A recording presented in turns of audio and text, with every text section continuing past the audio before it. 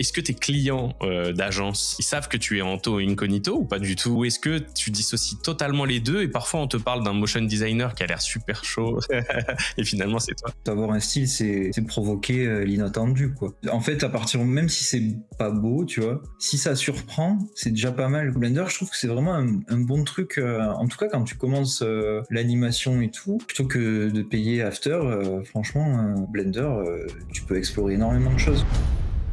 Bonjour à tous, c'est Jérémy Facio. Je suis très content de vous retrouver pour un nouveau podcast sur Mapping Motion.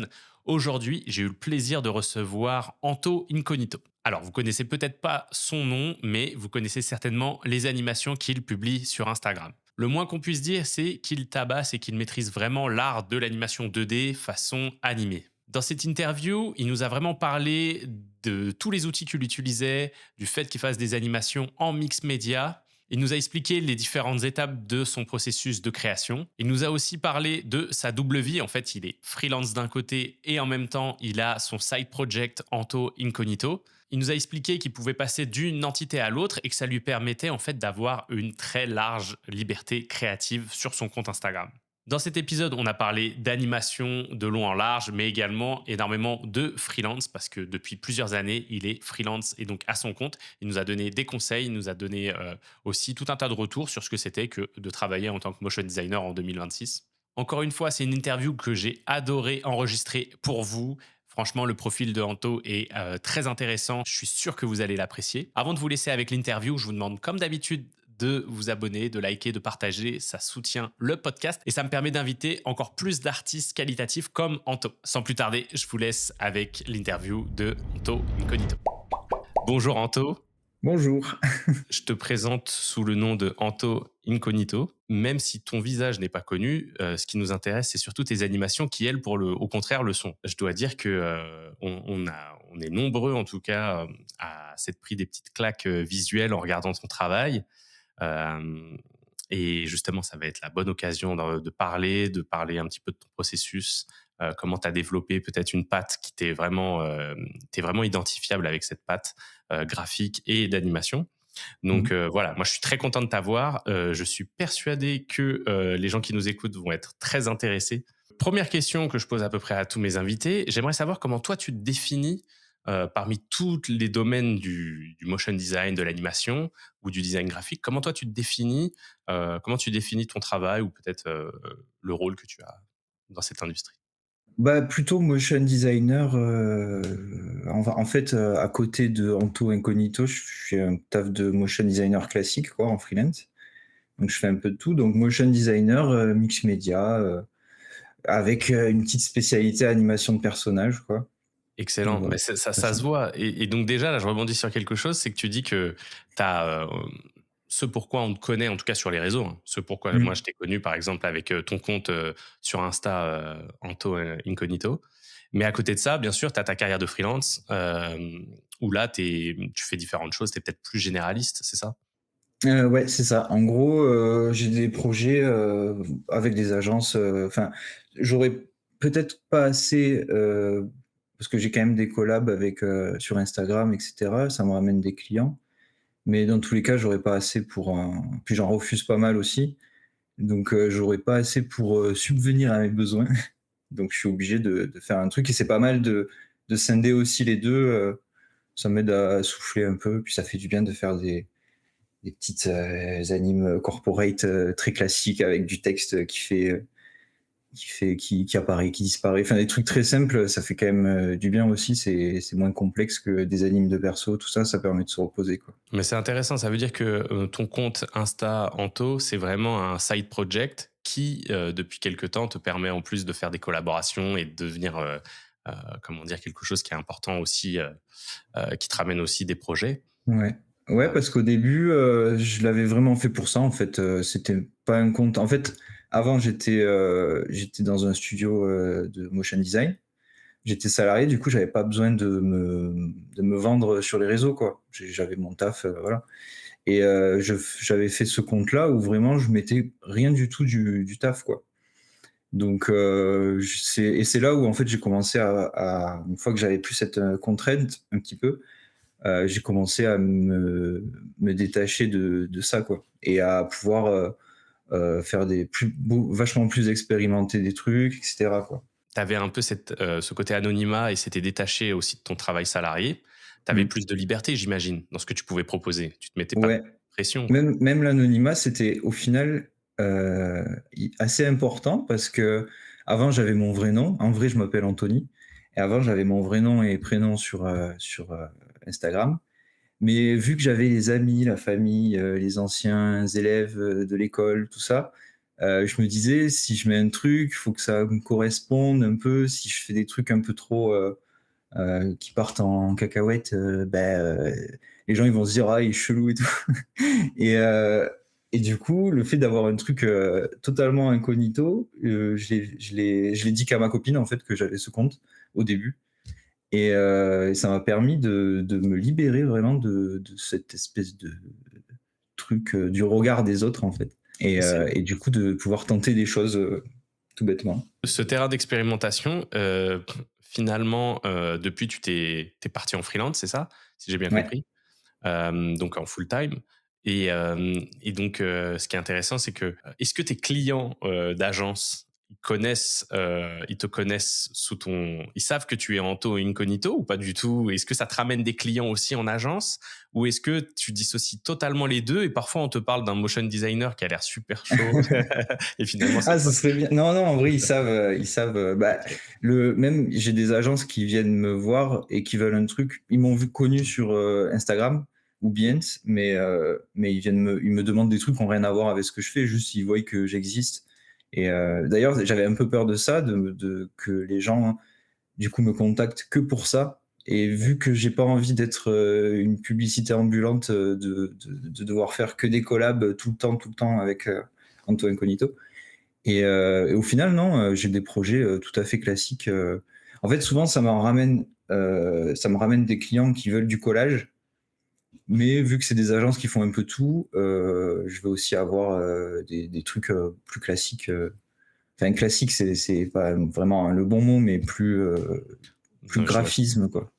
Plus Oui, graphisme oui. avec des cercles, des carrés, des Ouais, voilà, trucs des simples. identités visuelles, du design Ouais, graphique voilà. animé, Mmh. ouais, ouais, Oui, plus oui, traditionnel, on va dire, au niveau du classique. oui. Je pense que c'était quand même Mmh. le bon mot. Ouais, mais Mais je trouve ça un peu péjoratif parce que je ça veut dire comprends. que moi, je fais pas des trucs classiques alors que bon, ça reste, Bah, du collage. et effectivement, mais ce qui est super intéressant et je pense ce qui peut vraiment, faire écho, aux gens qui vont nous écouter, c'est que, souvent, il y a cette crainte un petit peu de s'enfermer dans un style, également, on montre quelque chose de très personnel, mais est-ce que les marques peuvent se rattacher à ça pour nous voir dans des productions, classiques? Bon, c'est pas le bon mot, mais on trouvera mieux au Mmh. au cours du podcast. Mais tu vois, plus traditionnel, plus motion graphique et ce qui est intéressant, c'est que toi, en fait, je pense que avec tes capsules que tu as fait sur ton compte, ça permet de montrer quand même tout l'étendue de tes qualités, techniques et de direction artistique. Donc Mmh. globalement, c'est sûr que quelqu'un qui cherche un motion autonome, qui sait faire de l'anime aussi de personnages, de collages, et de motion graphique. De temps en temps, tu utilises de la typo. On voit que tu joues sur les framerate, tu vois? Mmh. On voit toute la panel et la qualité de l'animation. Donc en fait, après, c'est facile de se dire: «Bon, bah, il va être même, surqualifié pour, un projet, un peu plus traditionnel». Tu vois ce que je veux Ouais. dire? Bah, après ça dépend parce qu'il y a vraiment des trucs, il y a des trucs, que je sais pas trop faire, tu vois? Les animations, tout ce qui est anime d'interface, des trucs comme ça. Enfin, j'y arrive, mais je sens que je patine, c'est pas le truc, sur lequel je suis le plus à l'aise. Hem, mais oui, c'est vrai que ça me sert aussi à ça. Je pense que les agences le voient. C'est surtout hem, des agences, enfin spécialisées en motion design avec qui je travaille. C'est pas forcément des agences de com, plus globales. Du coup, je pense que oui, eux, ils voient, que je fais un peu de 3D, je fais de l'anime de perso. J'arrive à peu près à faire des croquis d'anime, des trucs comme ça. Donc ouais, je pense que parce qu'en fait, au final, quand j'y pense, ouais, j'ai pas de clients où c'est des agences, de com, pures, avec, qui font des affiches, du web, des trucs comme ça. Ils sont tout le temps très ciblés sur du motion design, quoi. Bien sûr, c'est certainement les plus à même de voir en quoi tu peux Ouais. les aider, voir tes qualités et de te prendre comme mercenaire pour un projet, quoi. Mmh. Mais c'est hyper intéressant. Alors, je profite de faire une petite pause dans cette vidéo pour vous partager une ressource que j'ai créée pour vous. Il s'agit d'1 heure de formation gratuite sur After Effects pour apprendre les techniques d'animation avancée. Alors, cette formation, elle est faite pour vous que vous soyez totalement novice ou bien que vous ayez déjà un certain niveau sur le logiciel After Effects, mais que vous vouliez apprendre des techniques professionnelles pour venir implémenter de l'animation à l'intérieur de vos motion design. Donc si cette formation vous intéresse, je vous donne rendez-vous en description de la vidéo. Voilà, tout est dit, on poursuit l'interview. À quel moment tu as trouvé ton style et à quel moment tu t'es dit tiens, qu'est-ce qui t'a aiguillé en te disant allez, je pousse un petit peu là-dessus. Et Mmh. donc ça, c'est la première partie de la question. Après, la deuxième, c'est comment tu as converti ça en collaboration. Donc, la première, à OK. partir de quand ton style, on va dire, tu as créé ton compte Insta et partir de quel moment tu as trouvé ton style, vraiment le Anto Heu, Incognito? En fait, c'est parti d'une vidéo que j'avais vue quand j'étais étudiant. Hem, c'est une vidéo du studio CRCR, je sais pas si tu connais? C'est un studio où ils sont spécialisés dans l'animation 2D Ouais, et ça je me parle. crois que c'était leur projet, je veux pas dire de bêtises, mais je crois que c'était un projet étudiant, un truc comme ça à eux et en fait, la vidéo s'appelle Todor i Petru Oui, et mais il y a ouais, cette c'était à celle-ci espèce que je pensais. ouais, il y a cette espèce de truc un peu stop motion dedans et il y a un plan en particulier où ils courent, ces 2 personnages, ils courent et ils vont se rejoindre face à face et je me suis dit en le voyant, genre le plan il dure, vraiment pas longtemps et en le voyant, je me suis dit: «On dirait vraiment comme un animé, comme un manga quoi». La manière dont ils couraient et tout et je me suis dit: «Ah, ce serait marrant de faire, ça» et puis, heu, bah, heu, 7 ans ont passé.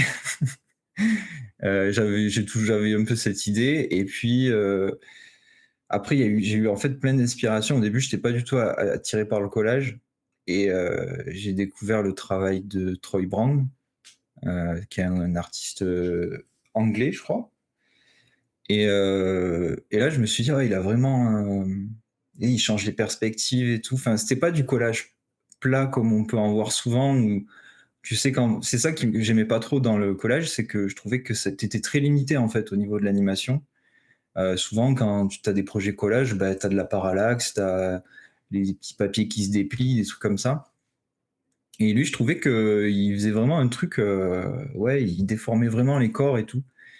Et à partir de là, je me suis dit: «Vas-y, je vais réessayer». Après, en vrai, il y a eu plein d'autres inspirations, mais que j'ai pas forcément qui me viendront peut-être plus tard, mais et je me suis dit: «Ouais, je vais essayer de faire une espèce de truc, comme ça». Donc je me suis filmé et j'ai fait la première vidéo qui a de suite marché en fait. Donc ça m'a conforté dans le dans le fait de continuer là-dedans et hem et voilà et j'ai eu pas mal de chance, que ça marche, du premier coup parce que c'était vraiment une expérimentation, que j'ai faite en une après-midi, même pas.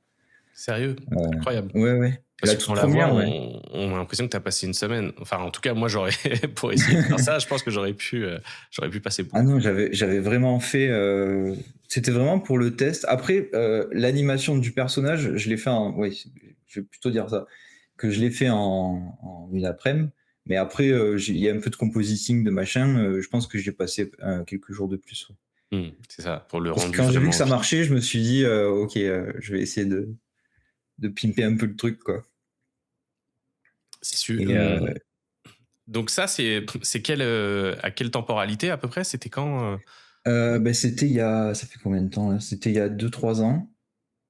La vidéo de Todor et Pitrou, pour le coup, c'était Ouais, quand ancien, j'étais étudiant, donc c'était en 2019 que je l'ai vue. En tout cas, je crois qu'elle est encore plus vieille. elle est beaucoup plus vieille, ouais. À date, 2010, je pense, 2011. Ouais, C'est vraiment une ouais, vieille, mais c'est une très, très belle référence. De temps en temps, je la ouais, regarde ouais. aussi et je suis pas surpris en fait que, justement dans ce style un petit peu, animé avec, un nombre d'images, réduit, un nombre d'images par seconde réduit, hem, c'est intéressant et oui, là, je vois l'affiliation maintenant que tu le dis, ça paraît Mmh, évident en fait. Mais, tu te l'es ouais, bien approprié, hem et c'est pour ça que ça m'amène à cette question aussi, c'est au niveau de ton workflow. Je vois que tu es vraiment mix média. De temps mmh. en temps, tu montres un petit peu des making-of, des BTS comme ça pour qu'on voit un petit peu comment tu fais. Et ce qui est intéressant, c'est que si tu vas nous expliquer plus longuement. euh, mais j'ai l'impression que tu fais toujours une prise de vue. J'ai l'impression que c'est de la Mmh. photo, tu fais donc vraiment le côté Ouais. collage photo, mix média, tu animes du vecteur et en même temps, tu vas parfois rajouter des éléments 3D sur Blender. Est-ce que tu peux Mmh. nous expliquer un petit peu ton workflow et à quel moment pourquoi tu utilises telle ou Hem, telle technique? Il doit bien y avoir une raison, des je raccourcis, peux quoi. dire dans l'ordre de comment je fais le truc, hem, d'abord je fais toujours un espèce de croquis d'animation. J'essaie qu'il soit le plus clair possible pour moi en tout cas. Des fois j'ai quand même des lacunes en dessin donc que je prends des cours de dessin donc j'essaie d'améliorer ça. Très bien. Mais j'essaie que ce soit le plus solide possible et là, je vais utiliser tout ce qui est possible, par exemple, si j'ai besoin un décor d'une ville, par exemple, bah, je vais faire des blocs sur Blender, je vais animer une caméra. Après, je vais repasser par-dessus, en Animtrad, heu et tout ça, après je fous tout dans After, je refais un peu le montage et vraiment j'essaie d'avoir quelque chose de pas propre, mais d'avoir quelque chose de solide un peu, quoi.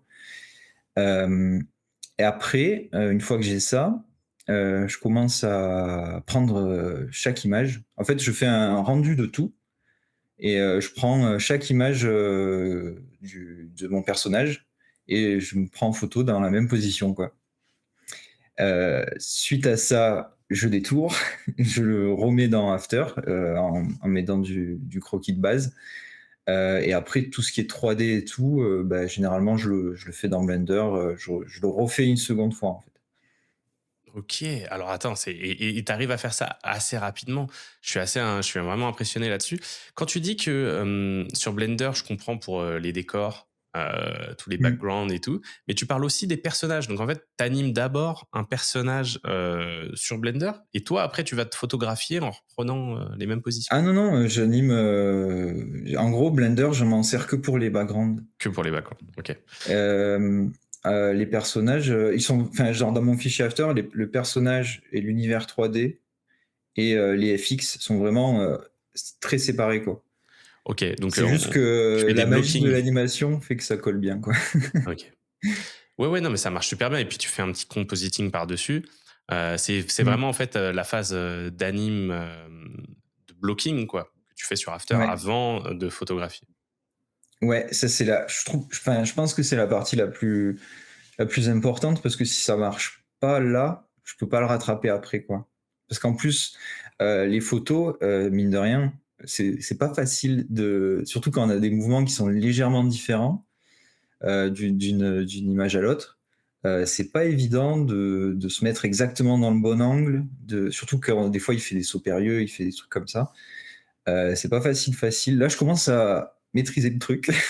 Bah, carrément. Genre, je m'en rends compte parce que j'utilise beaucoup moins les puppets sur After. Avant, je corrigeais avec les puppets, les positions.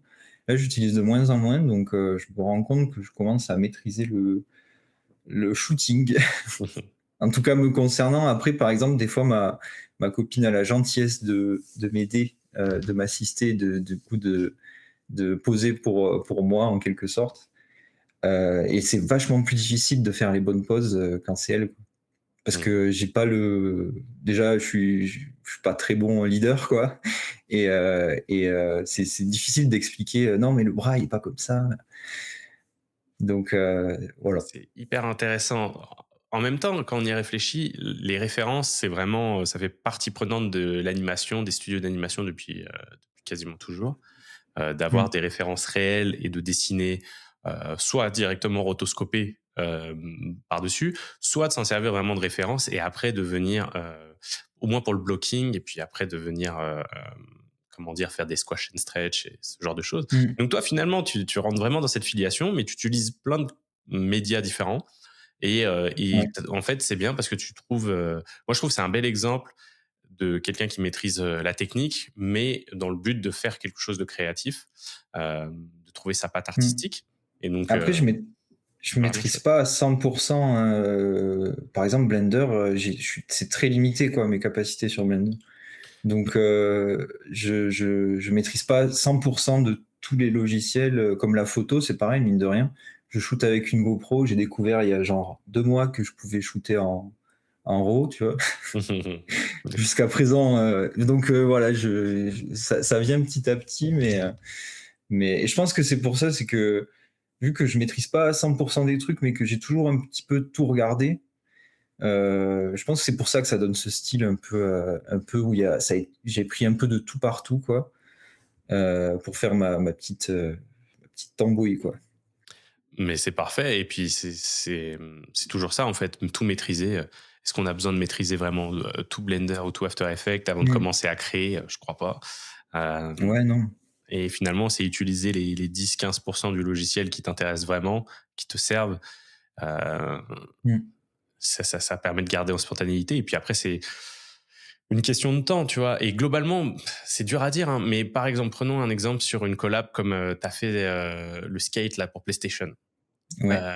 Une collaboration comme ça te prend combien de temps? Alors je sais que le fait que ça soit commandité, j'imagine que tu y passes plus de temps que quand c'est, une Ouais. vidéo pour toi-même, pour les réseaux.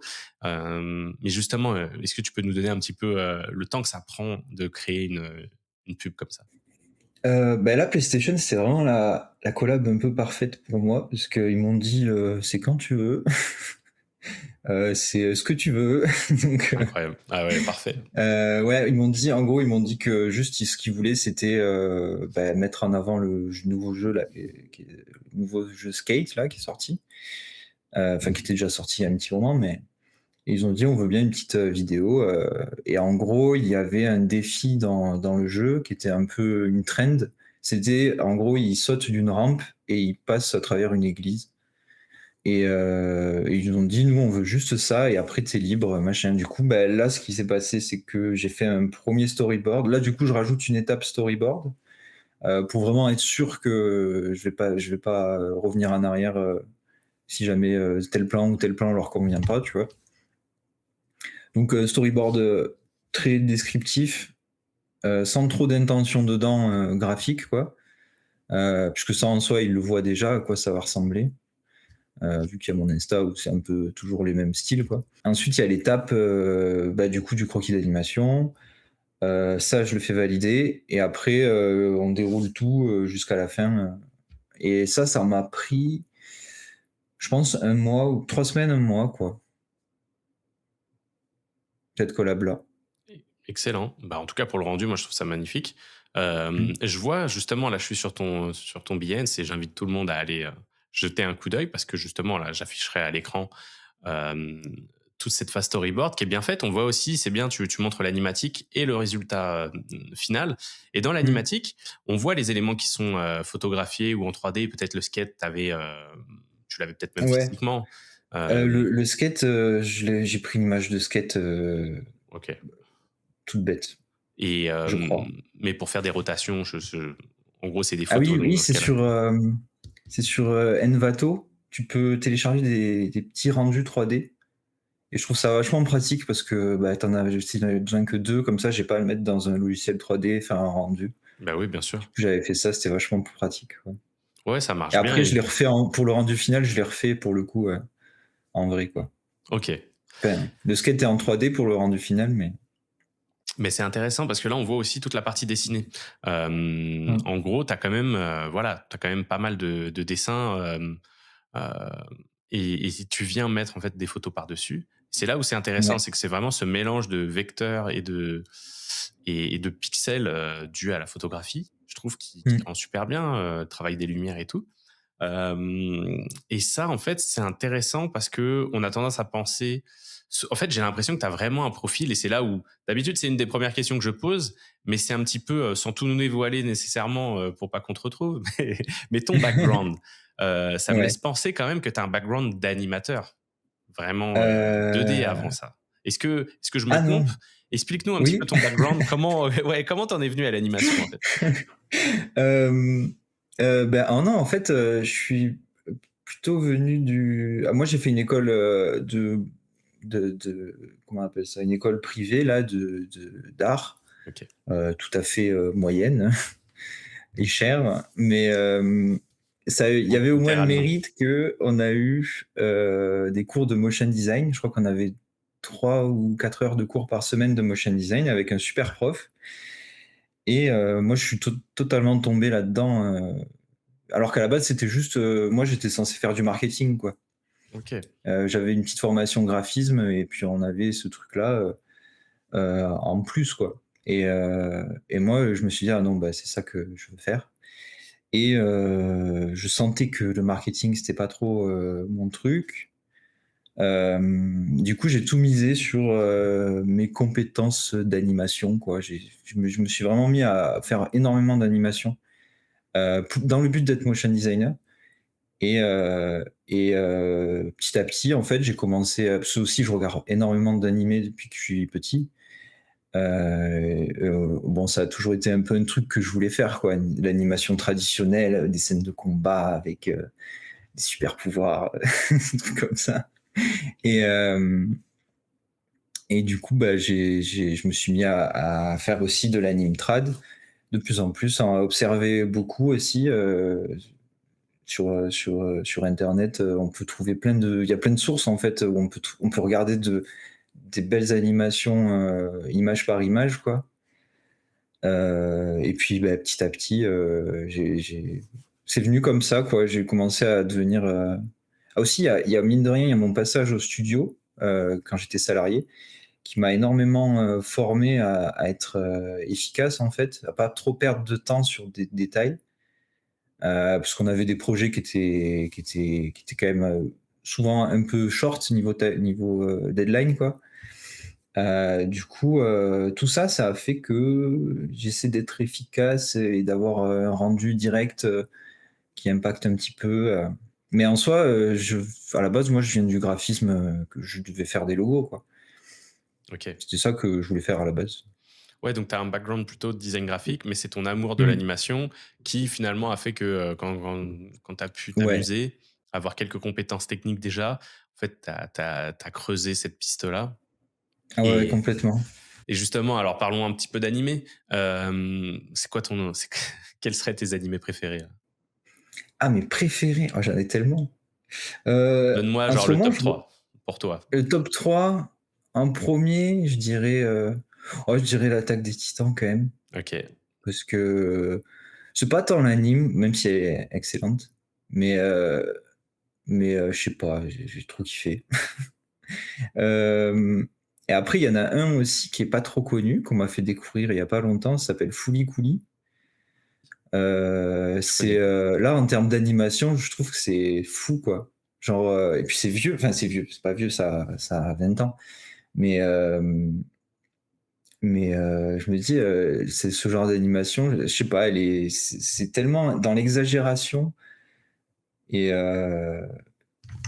cet animé-là, pour le coup, je l'ai vraiment regardé, genre image par image, presque tous les épisodes, pour comprendre, c'est quoi la logique derrière, parce que, c'est explosif, quoi, comme animation. Eh beh, tu vois, tu me le fais découvrir. Alors là, j'ai pas les images, ça se trouve, je connais que de vue, mais tu vois, j'ai pas dû regarder parce que je connais pas le nom.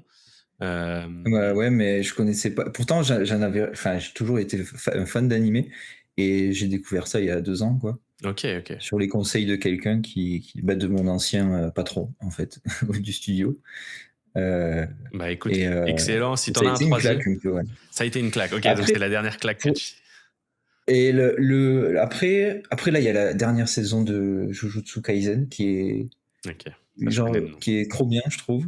Parce qu'ils sont vraiment partis dans un délire, un peu cinématographique et tout. Enfin, c'est vachement, je sais pas, on dirait que c'est vachement plus expérimental qu'avant.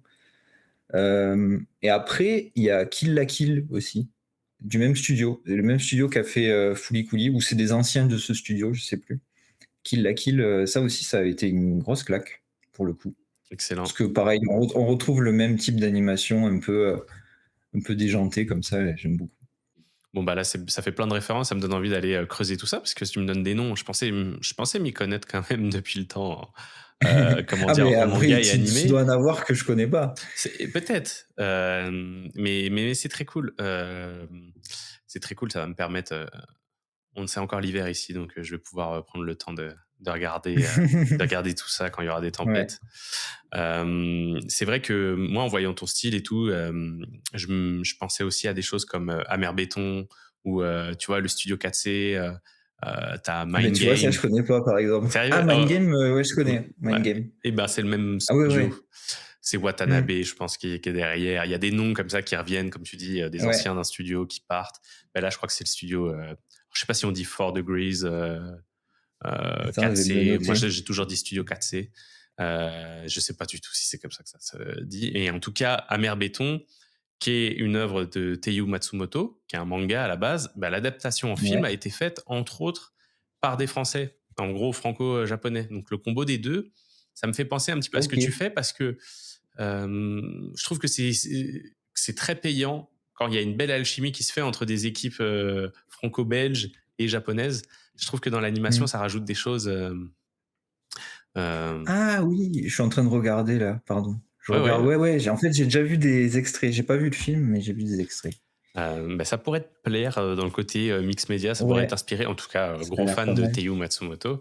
Mais c'est génial. Bah, déjà, là, tous les gens qui nous écoutent, on peut que vous recommander de regarder des choses qui vous plaisent et qui vous inspirent et de Mmh. découvrir. C'est sûr que du moment qu'on fait un peu d'animation, surtout de l'animation 2D, euh, de regarder des choses, ne serait-ce que pour comprendre le rythme, les plans, tu vois, tout dans ce que tu fais. Je vois que tu es un amateur d'animé, c'est pour ça que j'avais cette question Ouais. dès le départ, c'est que ça se ressent, la dynamique, tu vois, tu as bien capté le rythme qui fait que... Mmh. euh, et puis même les temps de pause, en gros, j'ai l'impression que l'animation japonaise, c'est pas mal sur une économie de moyens, une économie de frame Ouais. et de Ouais, jouer ouais, sur du complètement. dynamique derrière le background est animé. T'as comme un espèce de Mmh. slow motion où tu bouges à peine le personnage principal et après tu passes vite sur une autre pause clé et tu fais un Ouais. Twix. Euh, je sais pas si tu connais Diamo, Julien qui est Ouais. passé sur le podcast. Ah ben si, je Ouais, pense que ouais. Mais tu m'avais dit que tu le connaissais, ouais. oui, en fait, j'avais acheté une formation à lui il y a très longtemps, et là, il m'avait renvoyé, enfin, on s'était parlé pour discuter de je sais plus quoi, parce qu'il avait dit, oui, parce qu'il avait dit qu'il cherchait quelqu'un, chez Line Animation, Ok. le studio, et moi, j'avais eu un contact avec eux, donc je lui ai filé le contact, c'était ça. Super. Ben, en tout cas, cette connexion, tu vois, il est venu donc sur le podcast, lui qui est spécialisé en FX 2D. Il y a ce Mmh. côté de justement, je vais dire faire de l'esbrouf, mais dans le bon sens du terme. C'est que tu viens en fait Mmh. animer des FX, ça donne énormément de dynamisme. C'est très teinté manga, hein, en tout cas lui, Ouais. ses créations. Et ça permet de pouvoir amplifier, quoi. C'est incroyable ce que tu peux réussir à faire avec quelques frames, quelques bons dessins. Ah ouais, ouais. Mmh. Donc, Puis même des fois de juste laisser une image, genre une frame de plus ou une frame de moins, genre ça change tout. Et ça, je trouve ça fou, quoi, parce qu'en plus, même moi, je suis jamais vraiment sûr de ce que je fais, donc hop, je rallonge la frame, je la réduis, je la rallonge encore plus, j'en rajoute une. C'est vraiment tout le temps, dynamique, quoi, comme process. Donc je pense que c'est ça que j'aime bien, c'est qu'on s'ennuie jamais vraiment quand on fait de l'anime. Enfin, moi, en tout cas. Mais c'est génial parce que j'en parlais avec Julien. Dans ce que vous faites pour moi, pour certaines personnes, à l'ère de l'IA, pourraient penser que c'est anachronique quoi, de continuer d'animer en pause, en Ah frame. ouais, Et ouais, c'est finalement, vrai. regarde comment ça sort du lot. Et toi, je veux dire, tu fais des collabs avec PlayStation ou des montres Mmh. connectées.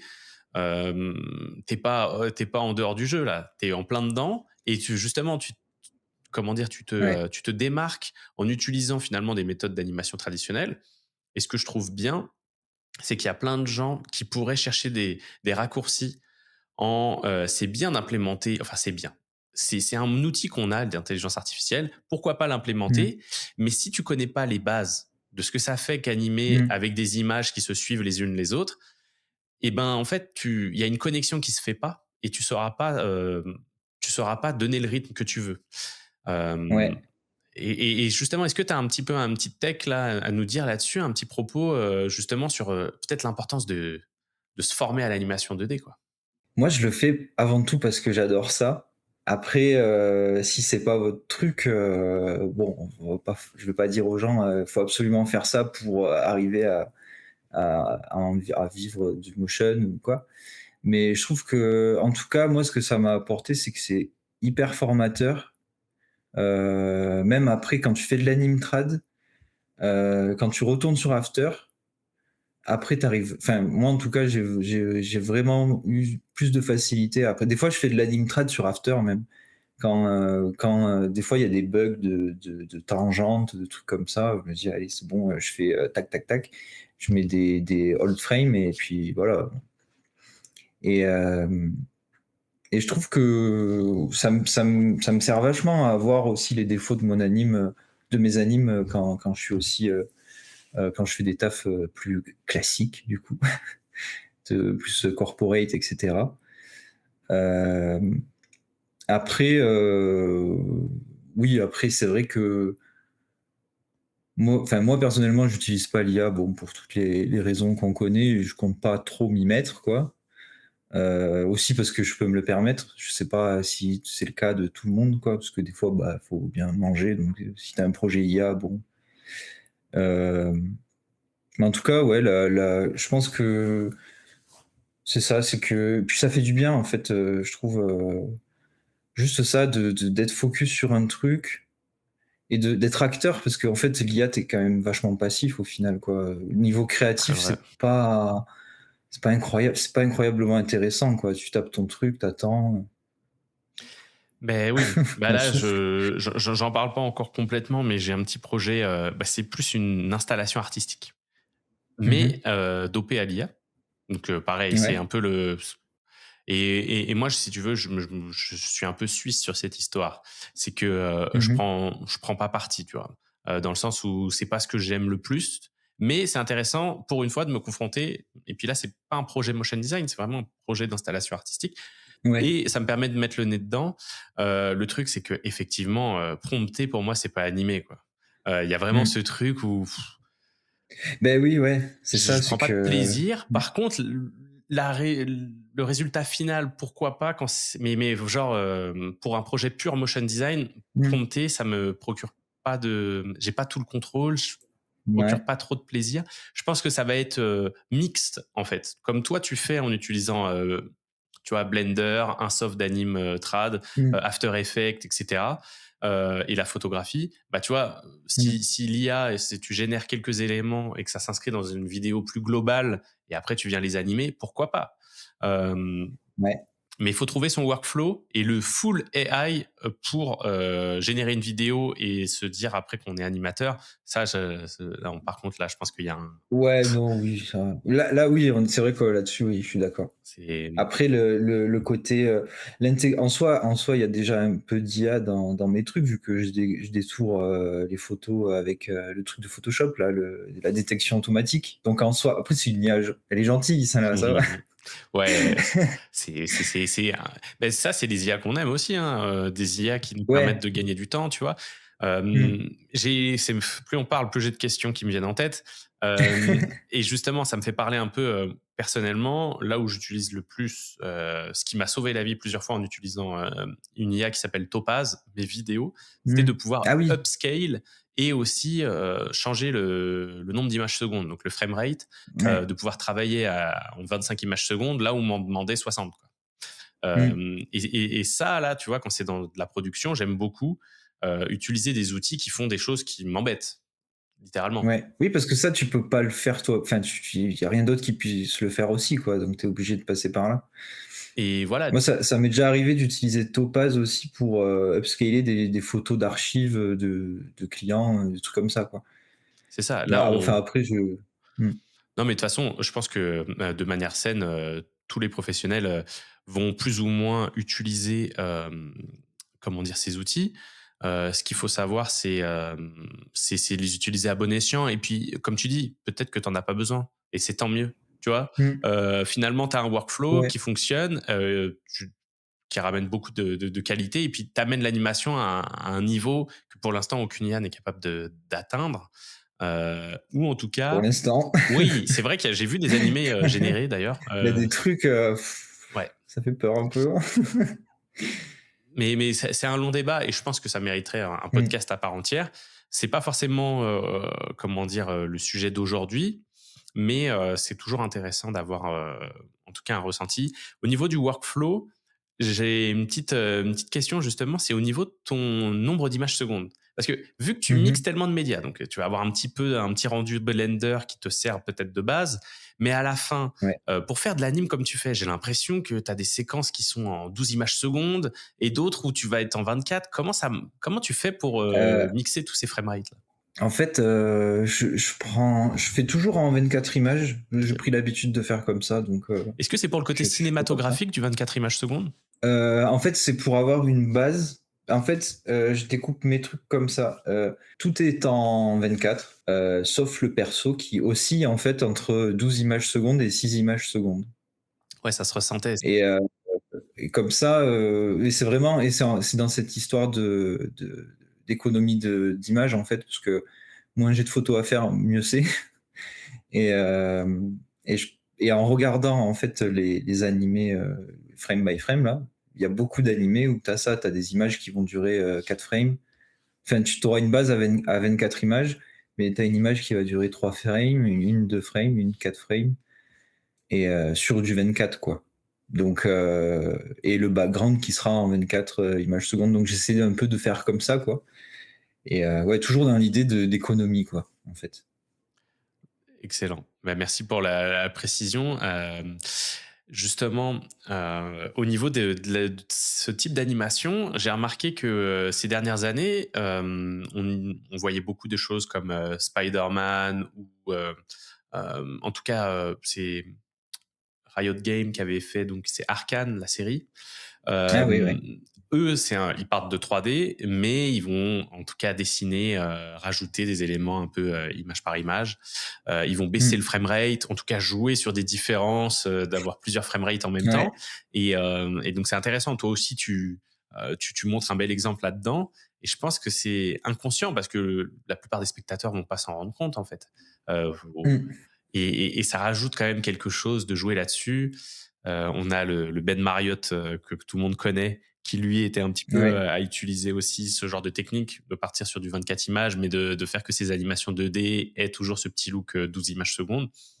Donc Mmh. c'est intéressant et j'invite ceux qui nous écoutent à tester parfois sur des vieilles animations, juste de changer le framerate pour se rendre compte un petit peu, vous les mettez côte à côte, vous Ouais. poussez un peu les curseurs, il y a un petit effet sur After qui vous permet de le faire, de redéfinir aussi le nombre d'images si vous voulez pas retravailler vos animations, juste pour vous rendre compte Mmh. de est-ce que ça marche et parfois ça gomme des défauts. Et ça gomme des défauts, ouais, je suis d'accord. Des fois, de supprimer, des ça permet de lisser le mouvement bizarrement. Enfin, je trouve en tout cas, après, Et oui, oui, je suis c'est d'accord. mon interprétation, mais c'est vrai que ouais. J'avais pu m'en rendre compte. Malheureusement, je peux pas l'utiliser énormément vu que j'ai essentiellement moi des projets de projection vidéo et que, Mmh. ça peut être mal perçu en fait parce qu'on peut avoir l'impression que c'est les projecteurs qui ont des problèmes. Tu vois, il faut faire attention au framerate quand tu es Ah sur de la ouais! projection vidéo. Tu aurais tendance même plus à être au minimum à 30 images secondes tout le temps et OK. maintenant tu as plein d'écrans et d'installations où on me demande d'être en 60 images. Donc on est vraiment sur autre chose. Ça fait beaucoup plus lisse, beaucoup plus numérique, mais Mmh. in situ, ça se nécessite et ça se justifie. C'est Ah, c'est marrant, c'est vrai que là, de l'imaginer, c'est vrai que ça me ferait bizarre de voir un truc avec imagine en un très grand. framerate, bas. Ouais, en très grand en Ça plus, lag un peu. ça ferait stromboscopique quoi, un peu, quoi. Ouais, tout à fait. Alors là, j'en ai parlé dans une vidéo making C'est of marrant. pour Outternet à Londres. C'est vraiment ça. En fait, le projet, il a failli pas sortir parce qu'il passait pas les tests d'épilepsie. Ah Heu, OK. parce que Ah ouais, en oui, parce très qu'en plus, du grand. coup, t'as tout un public, ah oui, il doit y avoir des normes et tout, Ah ouais, là, c'était des normes, britanniques. J'ai pas trop compris, OK. à un moment donné, ils ont twixé un truc, je leur ai envoyé les fichiers, même les fichiers sources, en fait. Ils ont réussi à twixer le truc Mmh. pour que ça passe le test. Mais ils avaient un algorithme qui disait: «Non, non, là, une personne potentiellement, risque, de faire un malaise», à ce niveau-là. Ah, c'est fou ça. Et ils ont fini par OK. mettre mon contenu, juste le soir en explicit content. Heu, donc je suis diffusé le soir. Je suis encore diffusé, hein, mais tous les soirs, mais OK. c'est après 20h. À croire qu'avec l'alcool, C'est les gens en bien. sortie de bar, ils font plus de malaise. Oui, ils sont moins épileptiques, du Donc coup. voilà. Le motion design peut nuire gravement à votre santé, attention. Ouais. Ah, Heu, c'est marrant ça. ouais, c'est la petite anecdote. Mais c'est très, très cool. Alors attends, j'ai encore quelques questions. Mmh. Cette fois-ci, je vais peut-être aller plus du côté, freelance, hem, Mmh.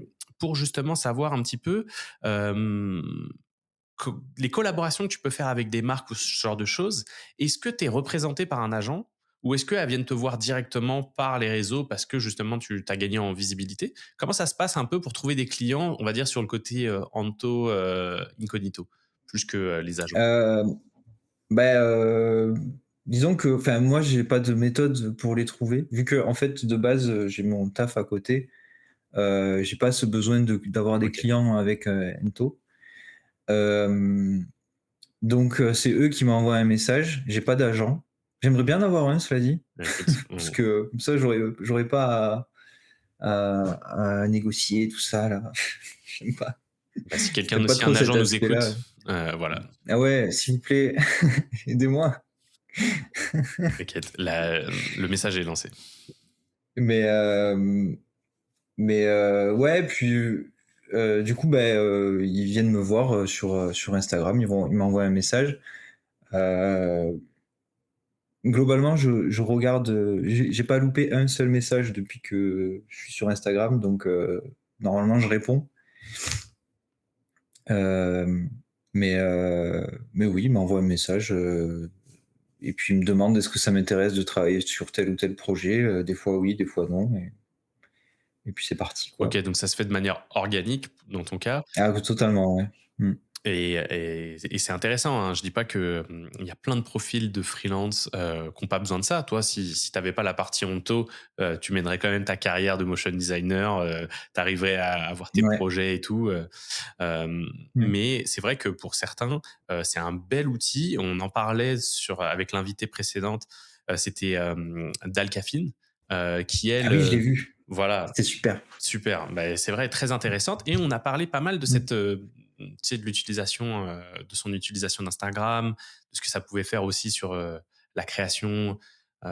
C'est un super moyen de te connecter et d'avoir des projets. De l'autre côté aussi, heu, dans son cas, vu que, c'est son nom d'artiste, on la reconnaît, elle se posait des Mmh. questions sur le fait de commencer à quand tu crées, pour maintenir, tu vois? Ça devient vraiment Ouais. un job à temps plein en fait d'être présent sur les réseaux. Mmh. Donc parfois une petite contrainte parce que tu commences à anticiper: «Si je fais cette animation qui sort de ce que je propose habituellement, est-ce que ça va être compris? Est-ce que» tu vois? Tu Ouais. ce questionnement. Toi, dans ton cas, ce qui est bien, c'est que j'ai l'impression que ça reste un terrain de jeu, ton compte Insta, Ouais. et que c'est du plus en fait quand tu arrives à avoir une belle collab. Mais faut le dire quand même, une collab PlayStation, ça peut faire partie de la bucket list de plein de motion, tu vois, qui souhaiteraient. Donc c'est génial, surtout qu'ils t'ont donné carte blanche. Mmh. Ouais. Ouais, ouais, ils ont été cool. Ouais, ouais, moi, dans mon cas, c'est vrai que je suis quand même, enfin, je trouve que je suis ultra chanceux pour ça. C'est que il y a beaucoup de gens qui sont un peu obligés de s'adapter un peu à la trend actuelle, des trucs comme ça.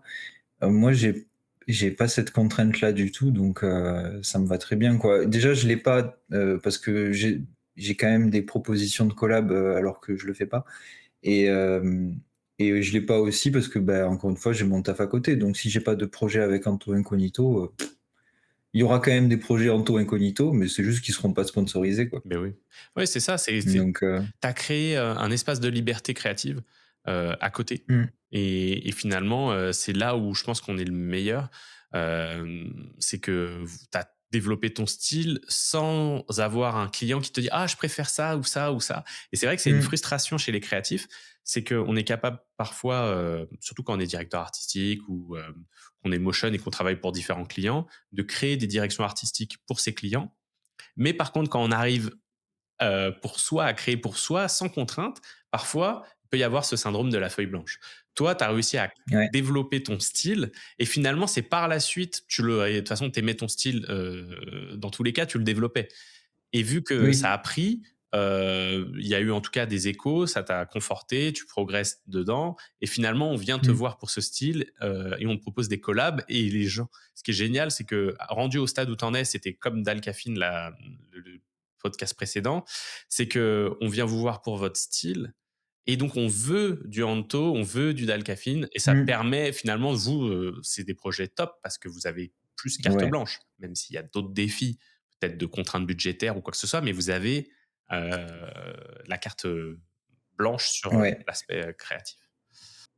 Bah, en fait, c'est ça, c'est que dans tous les cas que le client nous paye ou nous paye pas ou enfin, dans tous les cas, on la vidéo elle sorti enfin, ou la vidéo le ou le mince, l'illustration ou quoi, sortira dans tous les cas puisque nous, on c'est ce qu'on fait. Donc Bah oui, c'est ça. mais en vrai, c'est une chance, de fou, quoi, parce que, bah, après, j'ai aussi connu le côté où tu es free et tu pas connu sur les réseaux, et c'était vachement plus, difficile, quoi, parce que du coup, je me disais quand j'avais mon vrai nom sur Instagram et que j'avais pas des followers, nanani, Heu, je me rappelle que c'était plus compliqué pour moi parce que je publiais des mix de projets, clients, des projets perso, ça faisait une espèce de globi-boulga bizarre. Donc du coup, après ce que je pourrais conseiller, c'est de faire un second compte, où vraiment vous vous amusez, quoi, Mmh. et où vous mettez votre style et le côté, pro, bah, vous mettez les projets pro même s'ils vous plaisent pas, au OK. moins ça ramène, des clients, quoi. Ouais, c'est intéressant. Mais ouais. C'est compliqué comme je trouve que c'est compliqué, aujourd'hui en tout cas faut jouer le jeu et c'est chiant, quoi.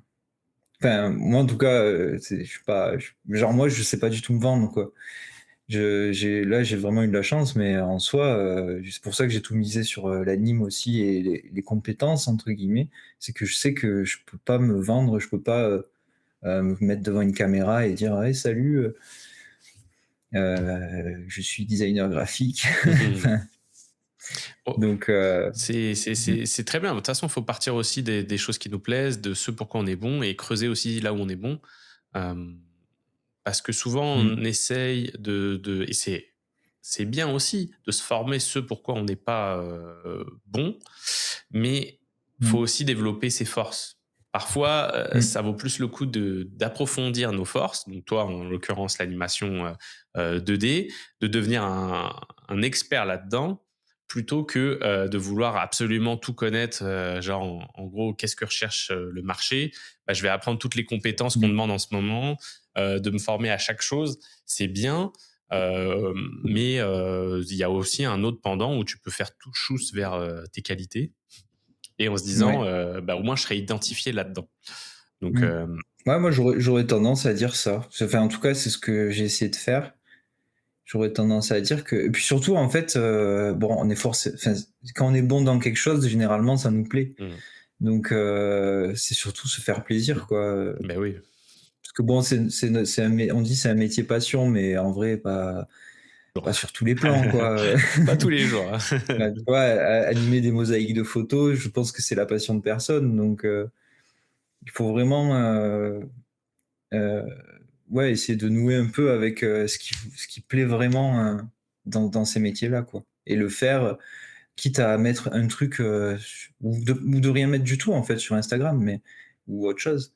Mais, de produire un petit peu de temps en temps des trucs qui vous plaisent vraiment, je trouve que c'est quand même important, pour se faire du bien, quoi. Enfin moi ça me fait du bien quand je le fais, c'est pas juste pour avoir du boulot, quoi. C'est très intéressant ce dernier point, de prendre, enfin moi j'appelle ça les projets personnels, un Mmh. side project, faire vraiment se créer un espace de liberté et étrangement, en général, il y a des bons résultats. Parce que quand tu as pas Mmh. de contraintes, quand tu fais quelque chose que tu as vraiment envie de faire et qu'il y a pas le regard d'un client qui va choisir entre deux trois propositions, tu vas creuser une piste parce que tu as cette intuition et si tu la partages, par contre, faut oser la partager après. Ouais. Bizarrement, souvent, on a des bons retours parce que c'est quelque chose où on s'est pas trop mis de limites Mmh. et je vois ça a été le cas pour moi à certains moments. Je le vois chez plein de motion d'artistes que je peux interviewer. Le fait de pousser finalement, au bout de quelques années de pratique, de pousser un univers personnel, souvent, c'est payant. C'est payant si on arrive à le partager, à le montrer. Et puis, il n'y a pas besoin d'avoir une grosse visibilité nécessairement sur les réseaux.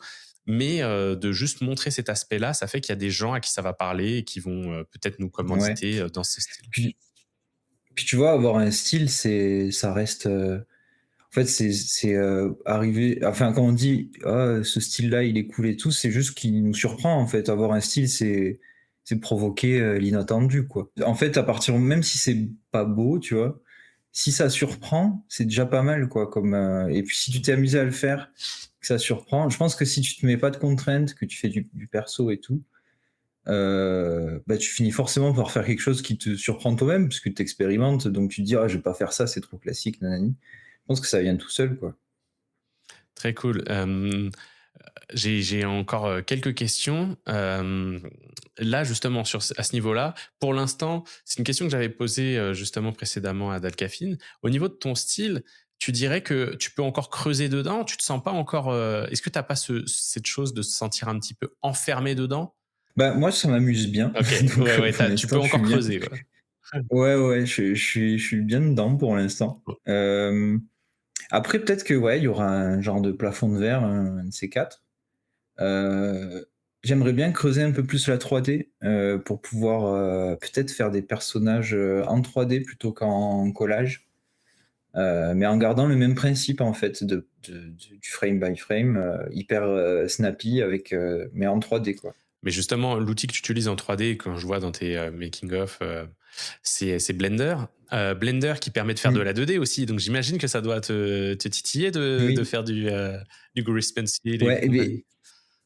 beh, j'ai jamais essayé pour le coup. Enfin, j'ai ouvert le panel Grease Pencil, je me suis dit: «Ouh là, c'est quoi ça?» Puis j'ai laissé tomber. Et ouais, ouais, il y a la 3D dans Blender. Blender, je trouve que c'est vraiment un bon truc, en tout cas quand tu commences, l'animation et tout, plutôt que de payer After, franchement, Blender, tu peux explorer énormément de choses, quoi, de la du enfin du et puis c'est gratuit, donc Ouais. Ça fait une friction de c'est moins. vraiment un truc cool. Mmh. Effectivement, Ouais, c'est ça. moi j'ai fait le switch sur Blender. Pour l'instant, je suis encore tout petit sur Blender, hein. Mais chez Mapping Motion, on a Arnaud Mélinger qui a lui aussi a switché, qui est formateur pour Mapping Motion, qui a créé une Mmh. formation entière sur Blender et qui a switché, lui, en tant que professionnel 3D. Il a switché de Cinema 4D à Blender. Alors, il est capable de faire les deux, hein. C'est juste que tu viens apprendre en Mmh. plus Blender. Et les avantages que je vois sur les projets où j'utilise Blender, c'est cette friction justement de pouvoir installer Blender sur plusieurs postes, de faire des rendus Mmh. sur plusieurs postes. Comme ça, tu te fais une mini ferme de rendu. Tu as un nouveau Ouais. collaborateur, bim, tu prends un freelance, t'installes Blender. C'était Mmh. vraiment simple. Ouais, PC, ouais. Mac, tu as même une version auto-run que tu peux faire tourner sur une clé USB. Enfin, tu peux vraiment installer Blender Ah, je savais partout. pas. Ouais, non, tout est Mmh. accessible sur le site officiel de la fondation Blender, OK. là. Donc, il y a vraiment ce Mmh. truc où, moi, ce qui m'a aussi convaincu d'aller, après, Blender ou un autre logiciel, l'important, c'est d'avoir un logiciel qui vous donne envie de l'ouvrir et de créer.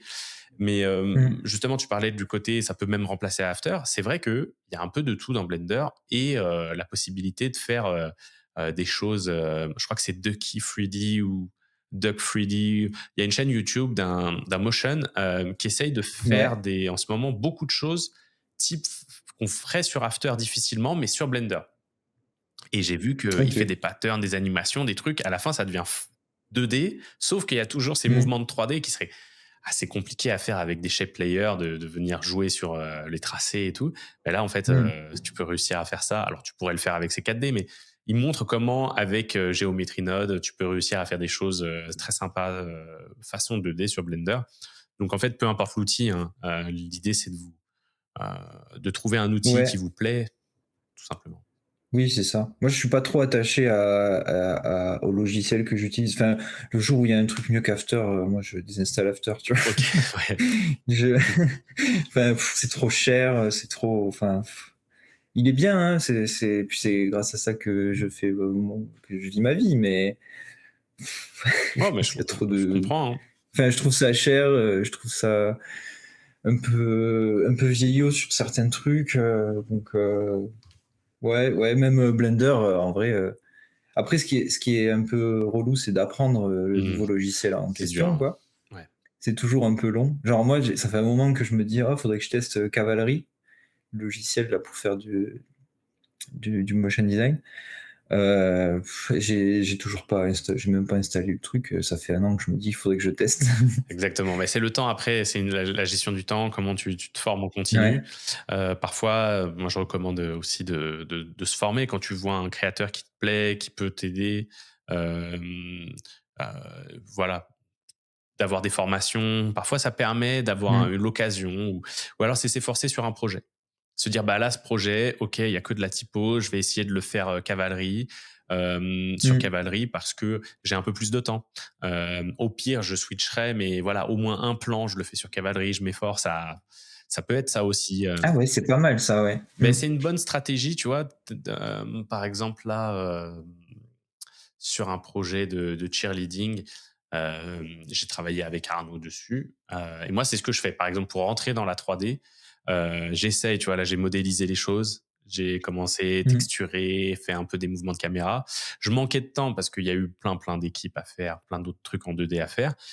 Donc j'ai été aidé, par Arnaud, mais si tu veux, dans chaque projet, maintenant, j'intègre, je m'efforce. C'était pas du tout obligatoire, hein, mais je m'efforce de dire tiens, bah là, je Mmh. vais avoir un ou deux plans en 3D, ne serait-ce que pour pouvoir mettre les mains dedans. Et en fait, petit à petit, ça permet, tu vois, de pouvoir passer plus d'heures. Là où, Mmh. je sais pas, quand j'essaye de me former en 3D en solo, je vais peut-être faire, si j'arrive à faire 2 heures, 3 heures par semaine sur un soft, c'est bien. Alors que quand c'est pour un Mmh. projet, bah, tu peux vite passer 15 heures dans ta semaine ou 20 Ouais. heures dans ta semaine, et c'est là où tu progresses aussi. Donc, au bout d'un moment, je dirais réussir à l'implémenter dans des vrais projets. Mmh. Ouais, c'est ça, le mettre, petit à petit, c'est pas bête comme, Un plan par plan, tu vois, genre. ouais. Ouais, ouais, c'est ça, tu te dis: «Bah, ce plan-là, je le fais, sur tel truc». Ouais, c'est pas mal en vrai comme, j'avais jamais pensé à Bah, ça. ça t'évite d'avoir le stress de dire je vais tout faire sur Cavalry. Aussi, un petit retour que j'entends sur Cavalry, c'est que euh, on n'a pas fait mieux qu'After pour le moment. Même s'il fait plein Mmh. de choses super, ça a l'air très prometteur. Le truc, c'est que par exemple, n'empêche que les agences continuent d'utiliser After. Donc, dans tous les cas, Ouais. on risque de te demander, si jamais on te demande des fichiers sources, des choses, d'être sur After. Donc, tu peux par contre faire un plan, deux plans, euh, pour faire justement un effet qui serait beaucoup trop long à faire sur After. En fait, c'est ça, c'est toujours prendre un outil pour ce qu'il a de Ouais. meilleur. Oui, c'est ça, oui. Mmh. Ça serait quoi ton projet de rêve? Maintenant que voilà, là, je te prends, Ah, on est quoi? On est le 14 c'est une février. chouette question 14 ça. février 2026. Heu, ça Mmh. serait quoi ton projet de rêve?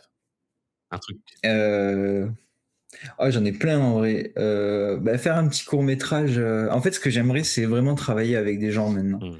Là, je suis tout le temps tout seul quoi, quasiment. Je travaille des fois avec des sound designers, pour les projets. Là, le projet PlayStation, je travaille avec un gars qui s'appelle, Soundster, OK, cool. qui avait fait un super taf. Et j'ai vraiment aimé, collaborer, quoi. Alors qu'avant, je j'aimais pas du tout ça, quoi. Et là, mon projet, de rêve, ouais, ce serait ça. En fait, c'est pas vraiment un projet genre, faire un film ou faire un jeu vidéo ou faire un c'est vraiment faire un projet avec plein de personnes, plein de d'artistes, créatifs, et cetera qui apportent leur truc et ça fait une espèce de et puis, le résultat, on s'en fout un peu. L'essentiel, c'est de faire un truc, qui nous plaît, quoi. OK, excellent, donc Voilà, donc si jamais vous êtes chaud, envoyez-moi un message, je réponds à tout le monde. super. Mais beh, ouais, beh, dans ce cas-là, toi, tu voudrais quoi? Peut-être, l'idée, un projet créatif, genre comme être un réalisateur et puis aller, chercher plein de talents. Heu Ça serait ça un peu l'idée? Non, non, pas leader, plus moi je m'occuperai peut-être plus de, la partie, un petit peu animation, mais heu, après j'ai une idée, j'ai des trucs, j'ai des scénarios et tout, tu vois? Mais ils sont éclatés. Ah, c'est On va pas faire ça. Mais, ouais, non, je sais pas, un projet où on est plusieurs, quoi. Juste un projet et pas un projet où personne n'est payé par contre, on fait ça pour le plaisir. ouais, OK, pure Mais, créativité. on fait il y a un truc qui en sort au final, qu'on distribue, je sais pas, sur, YouTube, Insta, j'en sais rien. Je sais même pas quelle forme ça peut avoir, tu vois? Genre, j'aimerais trop faire un jeu vidéo aussi. Mmh. Enfin bref, j'ai plein d'envies. OK. Mais, Mais voilà, donc un projet où on serait plusieurs à tous apporter un peu notre petite, graine, quoi. Bon, bah, intéressant. Écoute, les gens peuvent te contacter sur tes réseaux. De toute façon, on va tout mettre en description de la vidéo, affiché à l'écran, et Mmh. cetera. Hem, déjà, bah, super intéressant. Si je récapitule, potentiellement donc un projet de groupe, il y aurait un projet, tu as dit court métrage, ce qui fait du sens avec, ce que tu fais, parce que c'est Ouais, oui, court métrage, ce serait le plus réalisable pour le coup, je et je pense. pense, hein, ouais, ça pourrait être vachement bien. Hem, Parce qu'un jeu vidéo, bon, Mais, jeux plus vidéo, compliqué. en tout cas dans le style graphique, l'animation, je reprends des exemples, hein, qu'on connaît tous, mais, Cuphead et compagnie, Mmh. c'est on est quand même parti sur quelque chose de pure animation et c'est devenu un une Ouais, espèce de jeu d'arcade hyper difficile. Mais tu vois, ouais. c'est tellement important de se démarquer aussi dans cet univers-là que pour des jeux vidéo indés, d'avoir un style graphique très, personnel, et en plus un Mmh. type d'animation, ça pourrait le faire complètement. Donc, tu sais, tu irais pas coder n'importe, tu vois? Tu irais peut-être pas, faire, Oui, tu irais faire ta partie animation et oui, voilà, c'est graphique, ça. C'est que pour laquelle tu es le meilleur. Mais donc pourquoi pas? S'il y a un studio indé là qui a à qui ton ouais. style parle. Allez, s'il vous plaît. Mais c'est super, franchement, très intéressant tout ce que tu nous as dit. Ce que j'aime, c'est que, Mmh. tu vois, on sent la passion, passion de l'animation, ça donne un beau modèle. C'est pour dire, on est en 2026, on peut, réussir à s'épanouir dans cette industrie de motion design. C'est important de le rappeler parce Mmh. que, le jeu des réseaux, peut-être actuellement, est beaucoup plus, je sais pas, j'ai l'impression, parfois peut être un peu Ouais. anxiogène où on essaye de nous dire que Oui, nos ouais, métiers ouais, disparaissent et tout, totalement. alors que c'est pas le cas. Il y aura Mmh. toujours de la place pour les personnes qui, ont leur univers, qui se démarquent ou qui travaillent simplement bien, Mmh. tu vois? Tu manques pas de projets en freelance. Ouais. Donc c'est ça qui est important, c'est de aussi voilà, c'est un super métier, beaucoup de Mmh. freelance aussi dedans. Toi, tu as été salarié avant, mais c'est intéressant de voir aussi cette passerelle entre partir du salariat au freelance. Et le freelance t'a amené à faire des projets aussi, à avoir le choix dans tes projets et à faire des projets aussi plus personnels avec notamment Ento. Mmh. Donc très cool. Mais vraiment, je te remercie d'avoir donné cette interview. Je pense que c'est une des premières que j'entends de toi. Pour- Ouais, tu sais, j'en avais fait une, il y a longtemps, enfin il y a longtemps, il y a 2 ans, je Ok. crois. Mais voilà. C'est ma deuxième Bon, bah, personnellement, c'est super. mais Bah, en tout cas, merci d'avoir accepté de venir sur le podcast.